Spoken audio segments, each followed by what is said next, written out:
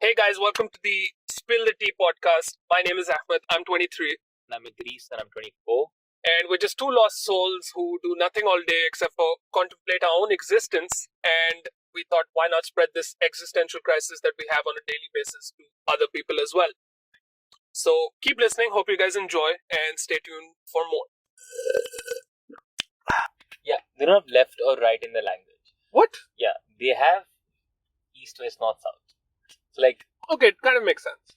it does, dude. But it's You not have true. to It's not. always- Wait a Yeah. minute. Okay, no, I thought for right and left, this is east and west. No. You always have to be oriented with what the compass is. Yeah. So What like the they're a tribe of fishermen and huntsmen, right? So like, Okay. and So how the fuck do they Australians know? are known for that. Like, they're what's the people called Aborigines. Okay. Aborigines. They're known for that. So they how do they always- know? They always know. But It's without not technology. Yeah, it's not that difficult in the sense that you can always tell where the sun is. But it's without technology. Yeah. They just know without It's technology. not like they have a compass with them and be like, in your west. No, my question east, is, how backwards is this tribe? They don't have tech on them, right? thing is, Aborigines are not backwards. They're just native, Yeah, right? yeah. So it's possible that they do, like, maybe Like they wear Nike and shit, Huh. but they'll run out on the beach with spears to get fish. Really? Yeah. Is it because tradition or that's just their way of life? It's the way of their life. Okay. Like, So, but like, they know that, they know that hypermarkets are a thing. yeah, probably. But they Because choose to do this. Australia is a developed country, right? So like they obviously have seen shit. No, but then And the by the issue way, is this Australia tribe- is so big. So, like in the outback, if they live, I wouldn't say that they've not been contacted, but it's possible they've been left in an undeveloped part, right? They're not left. Like that's what I'm saying, right? Like they're not Okay. left. Okay. Then I would have named their tribe, like their particular whatever Okay. it's called, right? Okay. It's the Then whole community. There's one more language, which is at the top of the list, Okay. and it's just a very difficult language to speak in. You need like loads of vocal training to even like. German. So it's like I don't know. It's like how some people assume how Arabic is spoken, like that. Kha and a is difficult. It's not that difficult, honestly. You can easily get it In terms of Arabic or this other language? in Arabic. So in I that disagree. language, it's very difficult. I completely disagree with you. Listen, Dude. that's what my point is, right? Like because Arabic is easy. Oh, that is so much harder. Yeah. But I would say Arabic is easy for us from a cultural standpoint. Like if you speak to a person who has no business knowing Arabic, right? And by that I mean, like, let's say a European who's not Muslim. Dude, they find it really difficult. For example, Georgian is one of the first 8 languages in the world. And they have a lot of this emphasis on kh and gh and those kind of things. I don't know the letters, so I don't know. And people who speak in English at home, like who want to call English their mother tongue. Like for example, some But of our that's friends. me. No, some of our friends Yeah. who no, but then you have exposure to other languages. But like honestly, I feel like you had a lot of exposure because of your friends back in Georgia, Okay. right? Like Arabs. So fine, and also me, because like I want to put. Like I won't say Oman like how It'll be other pseudo. people say it. Oman. Like I put more accent there than How do you say it? Omanis. I put, yeah, but Okay. so she can't say these things. You Yeah, know why? and it always like blows She's my Indian. mind. She's Indian, but she speaks English because British Empire. But she speaks English at home. Her mother tongue is also not English. Yeah, but the issue is, It's just, I don't. Your reasoning is wrong because in Indian languages, for example, let's talk Hindi because that's what we all speak, right? That doesn't have these words either. So No, if she but spoke Hindi, Hindi people can say ha. Maybe they can't say but they can say ha. it's Okay. really weird. No, like it's these not, people then can't. see, then it's about like you think I was born with this thing. Like obviously I had to go to school for this to learn It's how exposure, to speak. yeah. Like I remember how they taught us to say ha. Ha. Yeah, ha. They were Yeah, like dude, people can't do that. yeah, they were like, listen, when you drink 7-Up, Huh. in the ads, right, how do you drink? They go like gulp, gulp, gulp, and Okay. that is what ha is. That's really cool. No one ever told me that. Yeah. Then you can get ah also. Not that difficult. Okay. You can draw a tangent from Yeah, that. then you can get ah also. It's all like, Oh, I would say purr is a difficult one. it is. It's a difficult Because one. it's kind of a mixture of ah and ka. Mhm. It's kind of weird for people to do it, but I don't know. I feel like if someone tries enough, they'll get it. You know what's a difficult one? Listen, let me make my point here. That language, it's so difficult to speak in, right? So there was one guy who researched their whatever extensively for like whatever 30 years or something. What? He learned their language. So after he learned it and after he started speaking it, he developed a lump in his throat. No way. Yeah. And it turned out that everybody in that tribe also had a lump in their throat. That's really interesting because I can tell you why that happens. Why? So you remember I was telling you about the theory of usage. The more you use a body part, it's basically like broad strokes terms. Think about it like you go to the gym, you work out your biceps, they get bigger, right? Mm-hmm. But you remember how we made the tangent, and the reason the theory was observed was that giraffes didn't always have such long necks. They had to use their necks because the population had eaten the lower lying leaves, and then only the higher leaves were left on the trees.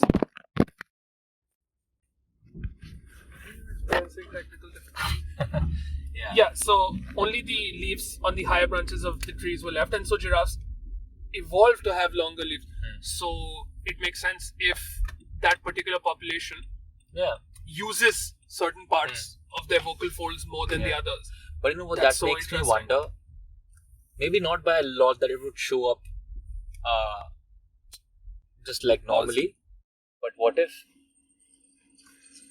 if like I can say ah and ka and somebody can't, we have a difference in our structure. What if the societies have evolved differently? Birds that can speak or somewhat speak, parrots mostly, right? True. They have a very different set of like whatever that their is there. Their vocal folds in and throats, everything are different, But they can mimic it, and they don't have lips. How do you can't say purr without having a lips touch, but they can still get the purr sound without having lips and also having beaks. Let's talk science, right? So they, as much as I know, which is very bare bones, but still, the way you can make different sounds is there's two ways that work hand in hand, and with that you can produce complex sounds. The first is vibration of your vocal folds. So you have to have vocal cords that allow you to make complex sounds, right? Like if, for example, some birds only chirp because they have, don't quote me on this, but they have very basic vocal fold anatomy, right? And second is you need a tongue that allows for modulation of the air. That's what their tongue does not modulate to speak. It's there in the throat of the birds that allows them that modulation to happen. Exactly. So that's all. You don't need lips because the voice comes from within.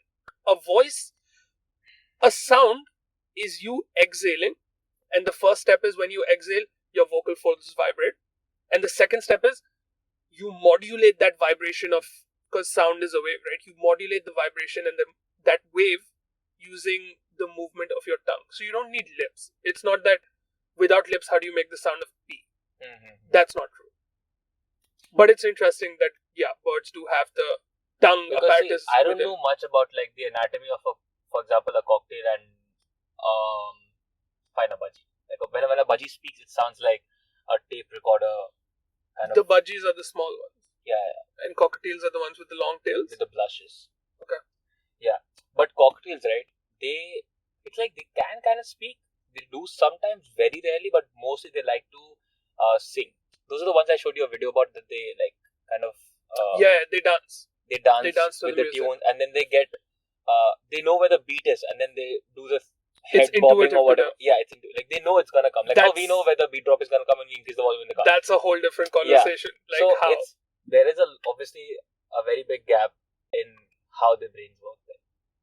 That's what it has to be then. Wait, so are you saying that budgies mimic sounds, and it kind of sounds like a tape is being played, but cockatiels on the other hand create their own sounds, as in they hum? Or are you saying they mimic songs? They do create their own songs, but then their song is like, it's not something we can appreciate. Okay. At an, because we are like average humans or whatever. Maybe like people who know birds can appreciate, okay, there's something special in that bird. But they do sing in their own way, right? but the way we sing, they get to that point after listening to our songs. Now the other thing is that Budgies speak in a way that they reply to your thing. Okay. Not that they've learned that this is the reply to this, but more like they just kind of understand. Okay, like so it's a ritual. So if they feel really happy or whatever, they'll be like, oh, I'm so cute, I'm so cute. If you've taught them how to say I'm so cute, they'll keep saying that because they know that it's a compliment to themselves. It kind of feels like at least that they know that it's a compliment to themselves. On the other hand, cocktails, I don't know if they speak a lot, but then they do a lot of tunes. Okay. Now singing is very common when you're happy. But then complimenting yourself when you're happy is like more about what they think of themselves as, even though they don't recognize themselves in a mirror. What I gather from this is, are you trying to say if you were to condition a budgie that every time you were proud of it or every time it did something nice and it knows it did something nice, if you told it something like, you're a dumbass, you're a dumbass, you're a dumbass, it would repeat that? Yeah, it would repeat. No, my point is that when you, for example, if you want to teach your budgie that this phrase that I'm cute, I'm so cute, or like you are so cute, okay, whatever, I'm so cute, let's keep it, I'm so cute. They, and obviously you're teaching them other phrases, right? They know that I am so cute is a compliment, and I love you is something they say to us. They know the difference. Okay, so firstly, positive reinforcement works the best with them. Obviously, yeah. And secondly, you're saying on a minimal scale, they can kind of process what they're saying. Exactly. Like they kind of know. Yeah, they know the vibe over the words. I'm sure they know the emotion of what they're saying. Now, cocktails on the other hand, I don't know if they know the emotions, but then they sing more, right? So when they're sad, they're quiet. Oh. Okay, I'll give you another example. So are you kind of saying that you can train a budgie? This is what I'm trying to understand from this. Is this what you're trying to say? That you can train a budgie and it will associate certain emotions with certain phrases and use them when it's feeling those emotions. Whereas a cockatiel would try to use its own quote-unquote creativity in the form of song to convey its emotion instead of being trained by you. Is that what you're saying? I don't know if they convey emotions by singing. They just sing when they're happy and they don't when they're not happy. They do realize that you want to be entertained, so they sing for you. Okay. Or like, let me say this, that they want food, so they sing for you. Who do you think is more of a simpleton then? Who do you think processes more? I think it's cocktails. And that's what I get the vibe. That's one of the reasons why I find them more cuter. Okay. Like, budgies are more smaller and all, but I find them so cute cocktails because they sing and they're like, basically they're dumb, so like it's cute. It's for them it's like song equals food, so let's say. Yeah, sometimes they sing for no reason. Okay. Budgies, right? Budgies, when they're angry, they sometimes, if they know the phrases, they will say those. Oh, okay. Whatever you've taught them. Oh, so you have to teach them what you say to them when you are angry at them. You dumbass, why'd you shit on the like, for example, a parrot, right? Like, best talking parrot, it knows what to tell at what time, which is weird. Like, for example, I was watching a video of America's Got Talent or something like that, and a guy came with a parrot there. It was one of those big ones. I don't know what they're called. Another species and all. It's like one of those African grey parakeets or something. It wasn't grey, it was green. Okay. That guy, so the act was that this person would like talk to the parrot reply. Okay, the whole thing could be like taught to the parrot, right? But the parrot also like looked at one of the judges, who everybody compliments because she's good looking and she kind of likes it. So everybody wants to be on her good side. He looked at her, and he said, "You're cute," or "You're good looking," or something like that. Oh, but come on, that would be such an obvious thing to teach. It just looked very, very organic. No, it would be such an obvious thing to teach it. Come on. The thing is with a bird. Okay, I'll tell you one other thing. Why it maybe isn't something that he taught the parrot, because whenever the parrot, I think it was a she by the way. Yeah. So whenever she says something to the parrot and the parrot replied, she would give the parrot something to eat, because that's how you train them, right? Positive reinforcement. Yeah. For that particular phrase, she didn't give any treat. Okay. Because she does not want the parrot to learn to say that a lot of times. Okay. That means the parrot said it by itself, knowing this is what I'm supposed to say at this particular moment. I haven't seen the video, but also parrots do have this. Like, they have that processing in their mind of what I should say when. No, sort of. I haven't seen the video, but I would say I will give you that birds in general, or let's talk parrots specifically. I don't know much about birds, but let's say parrots specifically are able to somewhat process, I would say, basic social cues and information, right? You can have a basic conversation with a parrot. Yeah. I don't know if I agree, because in this situation, because this is such a complex social cue, to know, to look at impress. someone, Yeah. there's various things. It could either be the parrot understands that if I say this, it will impress and something good would happen for me. That is too complex. I refuse to believe that. But the other part is also really impossible, which is the parrot knowing what international standards of beauty are. And deciding that, firstly, it knows that cute means, oh, something that looks good. And secondly, it makes the connection that, oh, this person looks good. No, maybe just knows that calling someone cute/beautiful, one of those words, is a good thing. I will give you that. But then that means that it chose one at random. Maybe. It's not that particular one because everyone wants to get on their good side. We don't know much about this. But like everything we discuss. Yeah. And about budgies, right? When I got them, the resident expert. I was watching a lot of videos on how to train them about things, and the first thing obviously I watched was like how to get them to be comfortable where they are. Okay. One very recurring thing was that talk to them like you talk to a baby. Now the budgies I got are not hand-fed. Are budgies supposed to be hand-fed? Yeah, like if I got them from like a better place at a higher price, they would have been. That's the whole point.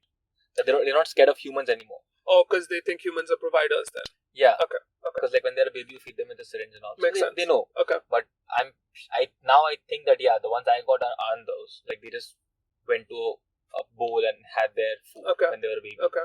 They don't like humans at all. But they like to be spoken to like you speak to a child. Now budgies, when they communicate with each other, right, we can't recognize a tone which is such. They just chirp. But why is it that they like how we speak to a child? Like, how is it that they recognize that, oh, I'm a baby, he's talking to me like how they talk to babies? So they recognize unspoken social cues. Yeah. From the beginning. I would give you this because I feel all animals do. Okay, I'll tell you one more thing. Now, for this, you can say, okay, you were not screaming at them, so that they know, like, loud noises are not a good thing. But here I'm saying, like, when you purposely have a lisp over some words when you're you being talk to a endearing baby, to them. Yeah, they understand that. I agree. Because I've seen this in my cat, and they have a similar. Honestly, like with cats, I feel like they're able to express a bit more because I don't know, just four-legged animal bias. But I feel like they do. You have no idea what birds. My pet eats your pet. But I feel like if you talk to them like a child, they do those, like those cute childlike activities, like they roll around, and I think they can process it, but it all boils down to why and how much. Yeah, how much. That's why, like in a lot of religious texts, right, especially like the ones that I have read, demonetized. So they always kind of put humans above every other animal in intelligence, because we have been given the gift of tongue, not understanding. Tongue makes sense. So maybe they understand, because communication is so important. Yeah, maybe they understand, but they can't communicate. Like for example, there are that makes so much sense. I'll come back to languages. There are certain languages where they don't have words for certain colors. So for example, I don't know, but for example, if you were to give one of those languages people two things with red and orange, and let's say they don't have a color for both, they just have a color for something in the middle of those two colors, like yellow maybe, whatever. I know it's not in the middle, but whatever. They'll just call both yellow. Now we can never know what they see them as. They obviously see them as red and something different, right? Interestingly, there is a language that where people don't have any words for color. It's always light or dark. No way. It's always light Currently or dark. spoken language? Yeah. Are they a modern society? No. Okay. It's not. But that's still really... They're sort of modern. Because like we want to help them because they were like whatever left out tribal people. Okay. So they have been they accept our technology. They're not one of those aggressive ones. But they choose to still live in they isolation. have their own language. We don't. I don't think it's a good idea to like suddenly make them a hospital and a building and all. Okay. They won't understand what this is, and the obvious thing that they would do is revolt because like we don't like having others in our land. Yeah. Hashtag Also free like pass. given authority for no reason. Mhm. Like I would not like it if someone came in my house and went like, you are like someone who's very important from nowadays. No, like let it be however it is, because then eventually my people are gonna go against me because did I bribe them or something? Things, whatever. Yeah. Whatever. These things happen. Social right? structures. Yeah. So the point was that they have light and dark. That's Only. the only two. Yeah. There's one more where they have no. They don't have numbers. They have less and a lot. It is so vague. Fine colors, nobody cares about. How do you barter in that society? Exactly. How do you do that? Like, there's no way to do that. So with light and dark, right? You can understand that. Fine, colors don't really matter that much in a place where people hunt for eating. Of course, yeah. It doesn't matter. It's a luxury thing. Yeah, it doesn't make a difference. It's like, really. I want to wear like a red shirt, Mhm. so I know red. Mhm. But if I don't care about what I'm wearing, then and caring about what I wear is a luxury. Of course, in a way. Yeah. So these guys, right? They're humans, but they don't have the quote unquote tongue for these colors. So you would want to call them a simpleton because they don't understand that red and blue are different. They just feel like if it's dark, it's dark. If it's light, it's light. It doesn't care about what it is representing behind it. Mhm. So they have the understanding, but not the tongue. So, do you think, in your personal opinion, for example, cats? Hmm. Let's say cats and humans, right? We understand one another. We think we understand cats, but they don't. We don't understand them. They don't understand us. Purely linguistically, right? Do you think it's the same the other way around? Like they have complex conversations among themselves. No. I'm not going to say complex again. Wait, not in the sense of the meaning of life. Yeah. But do you think they communicate with one another more than just food and warmth? And we just don't understand that, and they don't know how to say it to us. See, they communicate emotions. They communicate, I ate today, or I ate a lot today. So it's just survivalism. I'm not saying that they do it. I feel like they probably do because that's an emotional thing that they can communicate. Okay. Like for example, even like the smallest like single cellular objects like organisms like bacteria, they communicate in two different with two different modes. Okay. One is chemical and one is electricity. That's why there's a thing called electric bandages which can heal diabetic patients. And the fish people who have this thing called something with a bacteria, something basically there are two ways a bacteria grows. You know better at this. Not at all. Like, two ways that it grows in like spots, let's just say call it that, or it makes a lump on top of your skin. Okay. Which then feeds off of the whatever is there underneath underlying So tissue. that it's very difficult to treat. Of When course. you cut it off, it comes back, and I don't know how that works. But yeah, for that you can very easily just put that electrical band-aid, Okay. which has some sort of electric charge in it, which disturbs their communication. That then leads to them not being able to reproduce and grow and die. Oh, because eventually. it doesn't let them Communicate. discharge the electricity Yeah, anymore. for communication. Oh, interesting. So Wait, is it that it doesn't let them, or it does the opposite? it doesn't let them. It doesn't. We can't know how much voltage was. No, yes, I and just meant like how much was no.